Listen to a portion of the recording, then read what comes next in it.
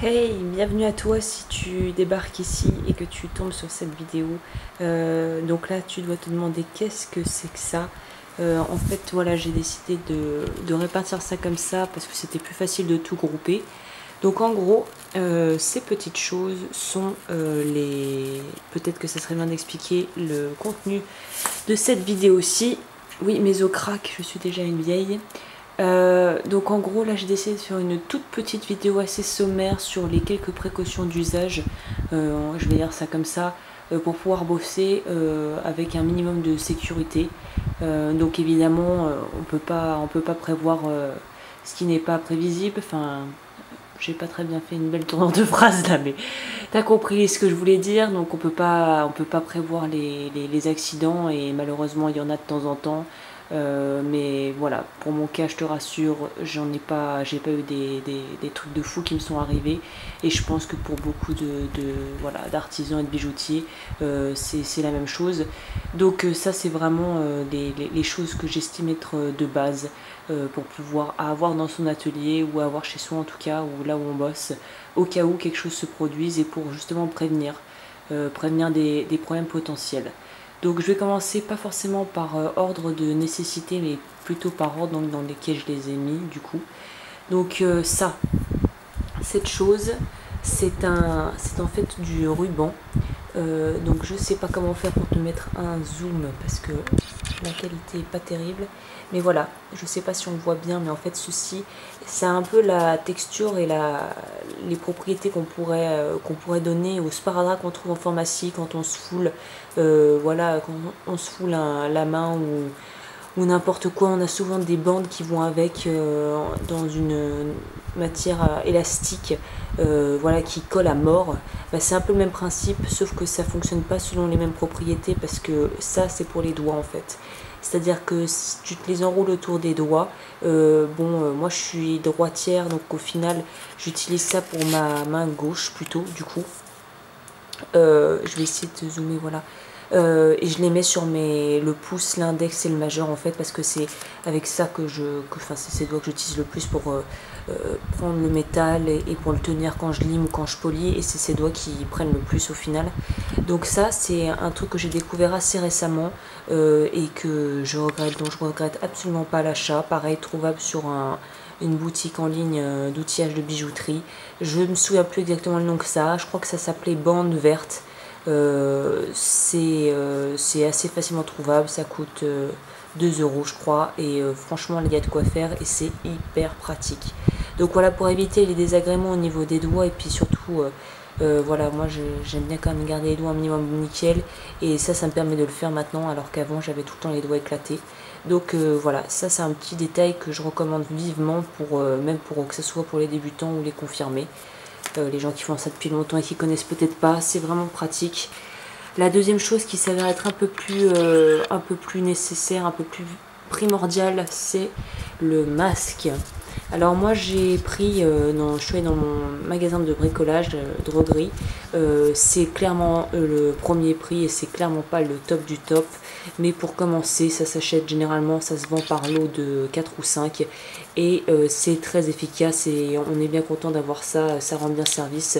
Mais je pense que j'aurai l'occasion de faire une petite update à ce sujet parce que dès que j'ai fini mon lot là que j'ai acheté, je pense que je vais passer à un autre système un peu plus onéreux, mais qui durera à mon avis beaucoup plus longtemps et qui sera encore plus puissant entre guillemets que ça, plus qui bref, voilà, je préfère pas trop en parler tant que je l'ai pas appris, mais il y a d'autres options qui sont sur le long terme peut-être plus rentables et encore plus efficaces que le masque de base, mais ça pour commencer, c'est l'idéal. Ensuite, là encore, c'est pas pour faire de la promotion de produits ou quoi, mais j'ai pris ce que j'ai trouvé à ma pharmacie. Donc d'Acudose, ce sont des solutions pour lavage ophtalmique. Bon, celui-là est sans conservateur, écoute, tant mieux. J'ai exposé la boîte, mais voilà, ça ressemble à ça, ça arrive sous cette forme, ce sont des petites dosettes.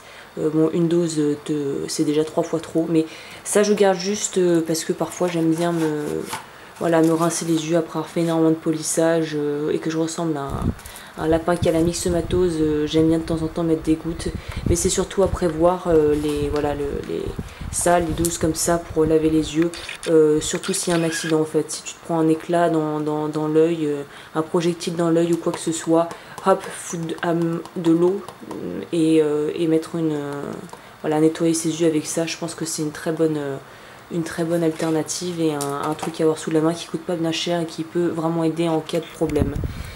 Encore une fois, là on passe à du nécessaire, je dirais obligatoire. S'il y avait 2 choses vraiment obligatoires, enfin même 3, ça serait ces 3-là, du coup.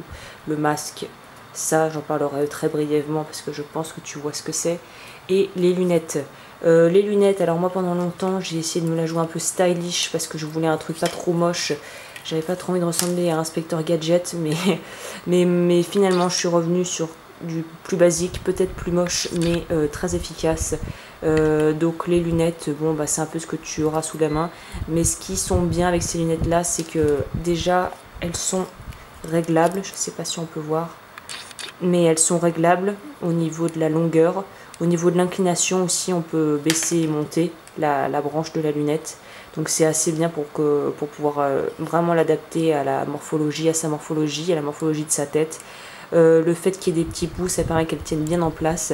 Et surtout le top du top, c'est des espèces de rainures, je sais pas si on les voit là, qui permettent en fait, quand tu as le masque, imagine que tu es en train de polir tes bijoux, tu as ton masque sur le nez, ça sur la tête, et en fait, bah, généralement ce qui se passe c'est que tout devient très vite embué parce que tu respires dans le masque, que l'air remonte et humidifie entre guillemets les verres, et c'est super chiant pour travailler. Et le fait que ces petites rainures des 2 côtés permet en fait d'avoir l'air qui puisse circuler et donc de pas avoir de buée sur les vitres, sur les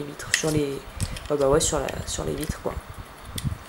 Donc ça c'est aussi pareil, outillage de bijouterie, peut se trouver je suppose dans le supermarché, dans des supermarchés au rayon bricolage d'une grande surface sans souci, et pour l'instant c'est ce que j'ai trouvé de plus efficace.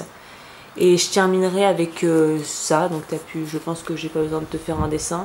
Alors l'extincteur c'est un peu le truc de base aussi que je touche du bois, j'ai jamais eu à utiliser. Mais bon voilà, s'il y a un gros pépin, d'autant plus si tu bosses en ville et voilà, ou dans un atelier, ça c'est un peu la base quoi, au cas où. Donc je pense que j'ai fait le tour pour les règles entre guillemets élémentaires de sécurité. Enfin, encore c'est pas vraiment des règles de sécurité, mais en tout cas les accessoires qui sont vraiment bien pratiques avec donc les 3 indispensables. Je crois que j'en vais m'en arrêter là pour cette partie-là, et je te retrouve pour une prochaine vidéo où je parlerai du coup je pense des outillages, voilà, de l'outillage de bijouterie. Bah écoute, je te dis à la prochaine, ciao.